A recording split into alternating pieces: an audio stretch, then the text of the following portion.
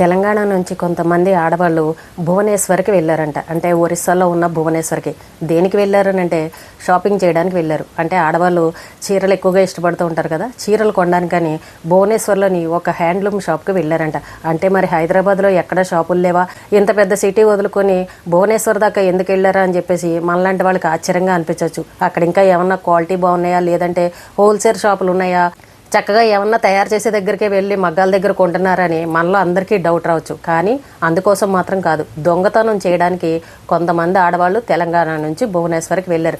అయితే ఈ గ్రూప్ అందరూ కలిసి ఒక బట్టల షాప్కి వెళ్ళారు. అక్కడ అయితే ఆ చీరలు చూపించండి, ఈ చీరలు చూపించండి, ఇవి ఉన్నాయా మీ దగ్గర, ఓ 10 రకాల పేర్లు చెప్పి అలాంటి చీరలన్నీ తెప్పించి ముందరేసి దాన్ని తిరగేసి బోర్లేసి విప్పు చూసి ఇలాంటివన్నీ కూడా చేశారు. ఓ 2-3 గంటల పాటు అన్ని చీరలు చూసిన తర్వాత ఒక్క డ్రెస్ మెటీరియల్ ఒక 1400 పెట్టి బిల్లు చేసి కొన్నారంట. 1400 డబ్బులు ఇచ్చారు, ఓ బిల్లు తీసుకున్నారు.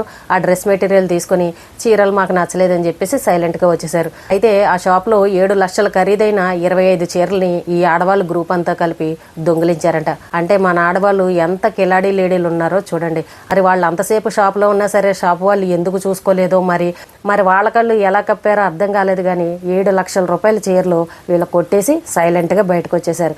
తర్వాత వాళ్ళు హైదరాబాద్కి వచ్చేసారు.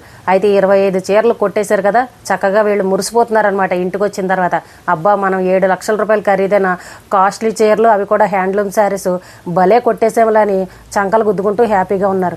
అయితే వీళ్ళు వచ్చేసిన తర్వాత ఆ షాపు వాళ్ళు మొత్తం చీరలన్నీ చెక్ చేసుకుంటుంటే వాళ్ళకి అనుమానం వచ్చి మొత్తం సీసీ ఫుటేజీ తీసి చూశారు. ఇంతమంది వచ్చారు, ఏమీ కొనకుండా వెళ్ళిపోయారేంటి, వాళ్ళ చీరలన్నీ సర్దుకుంటుంటే అనుమానం వచ్చి సీసీ ఫుటేజీ చూసేసరికి కొన్ని చీరలను వీళ్ళు కొట్టేశారని సీసీ ఫుటేజీలో క్లియర్గా కనబడింది.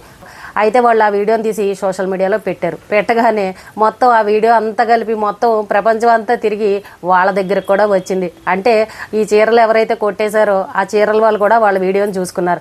అమ్మో ఈ వీడియో మొత్తం ప్రపంచం అంతా తిరుగుతుంది, బాబోయ్ వద్దు, ఇప్పుడు కనుక వాళ్ళు కేసు పెట్టారని అంటే మనం ఖచ్చితంగా దొరికిపోతామని చెప్పేసి వెంటనే వాళ్ళు 1400 పెట్టి డ్రెస్ మెటీరియల్ కొన్నారు కదా, ఆ బిల్లు పైన ఉన్న ఫోన్ నెంబర్కి ఫోన్ చేసి బాబు ఏమీ అనకండి, మీ చీరలన్నీ మేమే పట్టుకొచ్చేసాము, మళ్ళీ మీ చీరలు మీకు పంపించేస్తాము, ఎటువంటి కేసులు పెట్టకండి అని చెప్పేసి వాళ్ళకి ఫోన్ చేసి మళ్ళీ వీళ్ళు ఎత్తుకొచ్చిన చీరలన్నింటినీ మళ్ళీ ప్యాక్ చేసి కొరియర్ చేసి పాపం ఆ షాప్ వాళ్ళకి పంపించారంట. అంటే మన తెలంగాణ ఆడవాళ్ళు ఎంత గొప్పవాళ్ళో చూడండి. ఇక్కడ హైదరాబాద్లోనూ కొన్ని షాపుల్లో దొంగతనాలు చేశారు, సీసీ ఫుటేజీల్లో దొరికిపోయారు. వాళ్ళు కూడా అలాగే మీరు కనుక మర్యాదగా మా చీరలు ఇవ్వకపోతే కనుక మీ వీడియోలన్నీ బయట పెడతామని వార్నింగ్ ఇవ్వగానే పాపం మళ్ళీ వాళ్ళ చీరలు వాళ్ళకి పంపించేశారు. ఇప్పుడు వీళ్ళు ఏం చేశారంటే వేరే స్టేట్లోకి వెళ్ళి చేసామంటే ఇంకా వాళ్ళు ఎవరు పట్టించుకోరు, మన దాకా ఏమీ రాలే అని చెప్పేసి భువనేశ్వర్ వెళ్ళి, అంటే ఒరిస్సా ఎంత దూరమో చూడండి, అక్కడికి వెళ్ళి మరీ దొంగతనం చేశారు. అక్కడ వాళ్ళు కూడా ఆ వీడియోలు తీసి సోషల్ మీడియాలో పెట్టారు. అంటే వీళ్ళు చూడండి కొంచెం కూడా పరుగు పోతుందన్న ఆలోచన లేకుండా ఎలాంటి దొంగతనాలు చేస్తున్నారో చూడండి. ఆ దొంగిలించి తెచ్చుకున్న చీరలు అసలు ఎన్నాళ్ళు కట్టుకుంటారు చెప్పండి, సిగ్గనేది ఉందా? ప్రతి షాప్లోనూ ప్రతి ఇంటి ముందు ఈ రోజున సీసీ కెమెరాలు ఉంటున్నాయి, అందరికీ తెలుసు. అయినా సరే దొంగతనాలు చూడండి ఎలా చేస్తున్నారు. బంగారం షాపులకు వెళ్ళి అక్కడ దొంగతనాలు చేస్తున్నారు, బట్టల షాపుల్లోనూ దొంగతనాలు చేస్తున్నారు.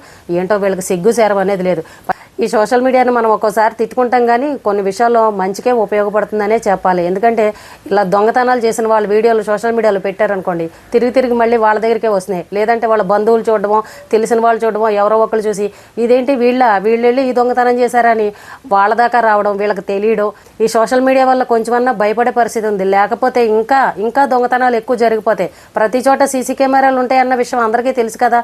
వీళ్ళు కనుక సైలెంట్గా వచ్చారనుకోండి, వాళ్ళు ఏం చేస్తున్నారు, ఇంకా ఏ కేసులు ఏమీ పెట్టకుండా వీడియోలు తీసి ఇలాంటి దొంగలు ఉన్నారు జాగ్రత్తగా ఉండండి అని చెప్పేసి ఆ వీడియోలు తీసి సోషల్ మీడియాలో పెడుతున్నారు. పరువంతా పోయినట్టే కదండి. ఆడవాళ్ళు కొంచెం బుద్ధి తెచ్చుకోండి, ఇలాంటి దొంగతనాలు మాత్రం దయచేసి చేయకండి. మీ పరువు మొత్తం గంగలో కలిసిపోతుంది. వాళ్ళు కష్టపడి అంత షాప్ పెట్టుకుని బిజినెస్ చేసుకుంటాం, మీరు వెళ్ళి దొంగతనం చేస్తే వాళ్ళ ఉసురు, వాళ్ళ ఏడుపు, వాళ్ళ తిట్లు ఇవన్నీ తగలవా చెప్పండి. అంత దారుణంగా ఉన్నారు మన ఆడవాళ్ళు అనమాట. తెలంగాణ నుంచి ఒరిస్సాకు వెళ్ళి మరి దొంగతనం చేశారని అంటే వాళ్ళకి ఎంత ధైర్యం. నిజంగా కనుక ఆ షాపు ఓనరు అప్పుడే చూసి వాళ్ళని కనుక ఆ షాప్లోనే పట్టుకున్నారనుకోండి, వాళ్ళ పరిస్థితి ఏంటి? పోలీసులకు ఫోన్ చేస్తే వాళ్ళు దొరికిపోతే అక్కడ నుంచి వాళ్ళు అసలు హైదరాబాద్ దాకా వస్తారా? కొంచెం అన్నా సిగ్గుండాలి కదా. ఈ రోజున ఏమైపోయిందంటే ఆడవాళ్ళు టిప్ టాప్గా కొనేవాళ్ళలాగా రిచ్గా తయారయ్యి మంచి హ్యాండ్ బ్యాగులు పట్టుకొని చక్కగా షాపులకు వస్తున్నారు. వచ్చిన వాళ్ళు చక్కగా ఎన్నో వేలు పెట్టుకుంటారని షాపు వాళ్ళు అనుకుంటే దొంగతనాలు చేస్తున్నారు. చూస్తే రిచ్గా ఉంటున్నారు, మళ్ళీ దొంగతనాలు. అంతగా దిగజారిపోయారు మన ఆడవాళ్ళు అనమాట. జాగ్రత్తగా ఉండండి. ప్రతి షాపులోనూ సీసీ కెమెరాలు ఉంటాయి. మీరు కనుక దొంగిలించినట్టు ఆ కెమెరాలో పడిందంటే తీసుకువెళ్ళి వాళ్ళు సోషల్ మీడియాలో పెడతారు. పోయేటప్పుడు మీ పరువే.